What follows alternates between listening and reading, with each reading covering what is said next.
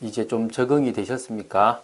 명절 연휴로 우리가 패턴이 바뀌었는데 우리의 삶의 패턴으로 다시 바뀌어져야 됩니다. 여러 일들 속에 가장 중요한 것은 흐름을 놓치지 않는 겁니다. 제가 보니까 감기 같은 것도 이렇게 쭉 이어오는 리듬이나 흐름을 이렇게 놓쳐버리고 좀 심하게 하게 되면 오게 되더라고요. 다시 아주 안정적이면서 사실적인 패턴. 그래서 어떤 의미에서 명절이든 무엇이든 제 패턴이 바뀌지 않는, 리듬이 흐트러지지 않는다면 아주 지혜롭게 우리의 삶 속에 영적인 것도 지키고 또 육신적인 것도 지킬 수 있다고 믿습니다. 그런 축복을 누리는 여러분 되시기 바랍니다. 오늘은 에베소서 5장 8절부터 14절 계속적으로 복음적인 삶에 대한 이야기들을 쭉 해나갑니다. 복음적인 삶이 무엇인지를 더 깊이 사실적으로 알게 되기를 바라고, 또 복음적인 삶들의 축복 속에서 성령의 열매를 맺어가는, 하나님 나라를 이루어가는 축복을 누리게 되기를 바랍니다. 8절이 참 은혜스럽습니다. 너희가 전에는 어둠이더니 이제는 주 안에서 빛이라. 빛의 자녀들처럼 행하라. 전에는 우리가 어둠이었습니다. 전에는 우리가 종이었습니다. 전에는 우리가 저주와 재앙 가운데 있었습니다. 전에는 우리가 소망도 없었습니다. 그러나 이제는 뭐라고요? 주 안에 있기 때문에 빛이라. 할렐루야. 우리는 뭐라고요? 빛입니다. 빛의 자녀들처럼 행하시기 바랍니다. 여러분, 쉽게 이야기하면 금수저들, 사실 부럽잖아요. 어떤 의미에서는. 태어났는데 너무 돈이 많아. 태어났는데 뭔가의 배경이 있어. 어떤 의미에서는요, 배경 없는 사람으로 볼 때는 부러울 수 있습니다. 그래서 그걸 막 시샘하기도 하고, 또 나 자식만큼은 진짜 금수저를 키우려고 노력도 하겠죠. 그런데요, 사실은 우리가 그리스도를 통하여 빛의 자녀가 되면 우리는 최고의 배경을, 그 금수저들이 가진 배경과 비교할 수 없는 배경을 가졌습니다. 그런데 우리 아버지는 우리를 진짜 유업이열자로 키워나가십니다. 그래서 로마서 8장에 고난과 함께 그 유업을 주신다고 얘기하지 않습니까? 중요한 것은 우리는 뭐요? 빛의 자녀들처럼 행하면 됩니다. 그래서요, 빛의 열매를 맺으면 되는데요, 9절입니다. 빛의 열매는 모든 착함과 의로움과 진실함에 있느니라. 빛의 열매는요, 우리가 모든 착함 속에, 모든 의로움 속에, 모든 진실함 속에 있다는 겁니다. 쉽게 말하면 하나님의 말씀을 따라가면 가장 빛의 자녀로 살아갈 수 있다는 겁니다. 주의 계명은 어려운 게 아닙니다. 두 가지만 하면 돼요. 하나님에 대한 사랑과 사람에 대한 사랑이에요. 사랑하는 마음이 있으면 계명은 지켜집니다. 근데 그 사랑도 어제 했던 것처럼 받아서 전하는 겁니다. 그냥 전하는 게 아니라 충분히 받아서 사랑받은 사람으로서 사랑을 전하는 사람이 된다는 겁니다. 할렐루야. 오늘 여러분이 얼마만큼 축복된 사람인지를 알게 되기 바라고, 그래서 말씀 따라가는 것이 진정한 착함이요, 말씀을 따라가는 게 의로움이요, 말씀을 따라서 살아가는 게 진실함임을 아시게 되길 바랍니다. 주를 기쁘시게 할 것이 무엇인가 시험하여 보라. 너희는 열매 없는 어둠의 일에 참여하지 말고 도리어 책망하라. 그들이 은밀히 행하는 것들은 말하기도 부끄러운 것들이라. 여러분, 우리는요, 주를 기쁘시게 할 것이 무엇인지 생각해보고, 또 정말 시험해보고 알아봐야, 생각해봐야 됩니다. 사람들은요, 자기를 기쁘게 하고 유익되게 하잖아요. 근데 우리는 하나님의 은혜로 예수 그리스도를 믿음으로 말미암아 주 예수 그리스도의 종이 되고 하나님의 자녀가 되었고 죄와 사망의 권세에서 벗어나게 됐단 말입니다. 그분을 기쁘시게 하는 인생이 가장 복된 인생입니다. 제가 저를 위해서 살아가고 저를 기쁘게 하는 인생에서는 가치를 못 느끼는데요, 사람을 살리고 또 복음을 전하는 그 일을 통하여 얻는 그 기쁨에는요, 너무 큰 기쁨과 너무 큰 가치를 느끼게 되더라는 겁니다. 오늘 하나님은 우리에게 그런 어마어마한 축복들을 허락하셨습니다. 그래서 주를 기쁘시게 할 것이 무엇인지 찾고 열매 없는 어두운 일에 참여하는 많은 일들을 도리어 책망하고 멀리하고 그들이 정말 말하기도 부끄러운 그런 일들을 행할 때 정말 우리는 주의 길을 걸어가면 됩니다. 할렐루야. 주님이 원하시는 그 길 걸어가게 되길 바랍니다. 그러나 책망을 받는 모든 것은 빛으로 말미암아 드러나나니 드러나는 것마다 빛이니라. 그러므로 이르시기를 잠자는 자여 깨어서 죽은 자들 가운데서 일어나라. 그리스도께서 너에게 비추이시리라 하셨느니라. 정말요. 오늘 여러분이 잠자고 있습니까? 깨어나시기 바랍니다. 왜?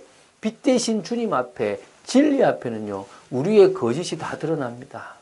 제가 은혜를 자꾸 받다 보니까요. 뭐를 알게 되냐니까 내 속에 많은 죄악들이 드러나는 거예요. 내가 이런 모습도 있었나?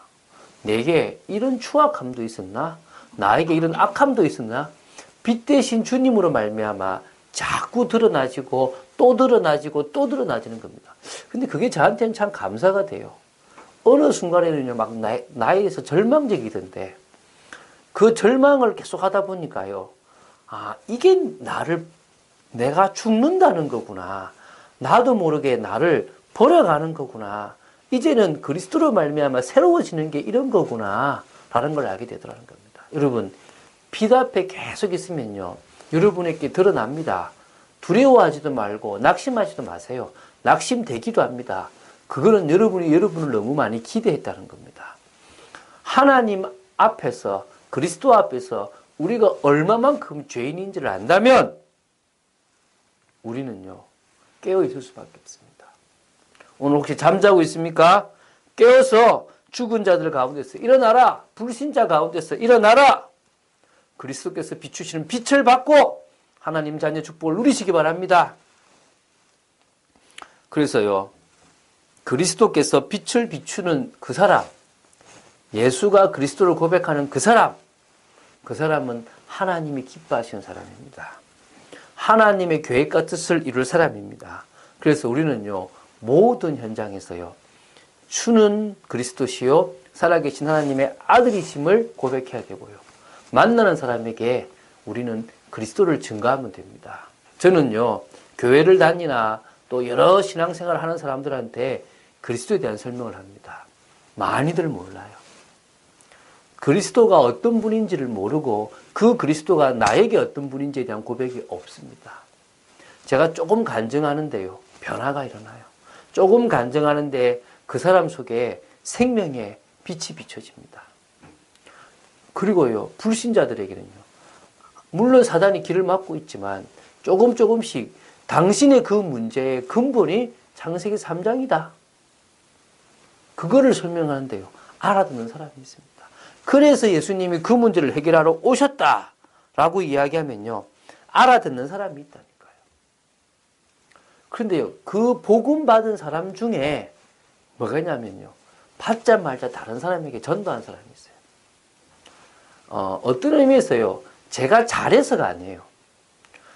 이만기 선수를 키운 감독이 인터뷰를 하는 걸 봤는데요, 어떻게 이렇게 대단한 이렇게 선수를 이렇게 만들었냐라고 하니까 그 감독이 하는 말이, 원래 타고난 선수를 봤기 때문에 그 선수가 된 거지, 내가 달라서 그런 뛰어난 이렇게 선수를 키워낸 게 아니다는 겁니다.